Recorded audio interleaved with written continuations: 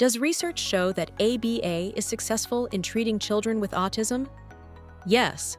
Research does show that ABA is successful in treating children living with autism. As a matter of fact, since the early 1960s, the effectiveness of ABA-based interventions has been very well documented, particularly when helping children with developmental disabilities. Over 400 research articles were published between 1964 and 1970 alone, and all have concluded that behavior analytic interventions demonstrated the most consistent results with individuals living with developmental disabilities. From the mid-80s to 2010, there were over 500 peer-reviewed published articles on autism and applied behavior analysis. Many families of children with autism are becoming familiar with the 1987 study published by Ole Ivar Lovaas. That 1987 study was the first group study looking at children with autism receiving intensive ABA treatment. Example: 40 hours per week, and children with autism that received 10 hours of ABA treatment or none.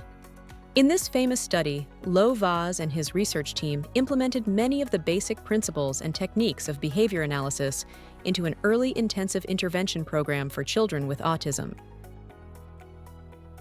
After approximately 2 years of ABA-based interventions, 47% of the children in his study made tremendous gains and were able to enter a typical first-grade classroom without any additional assistance and scored in the average range in IQ tests, when prior to the intervention, these same children scored in the low range in IQ tests. Of the controlled groups, the children in the study that did not receive ABA interventions, but only community supports, only one child was placed in a first-grade placement and scored average IQ. While this study is over 30 years old, there are recent replications and research studies that indicate similar findings. While it's beyond the scope of this post to go into all the research studies indicating the effectiveness of ABA programs for children with autism, ABA currently is widely recognized as a safe and effective treatment for autism.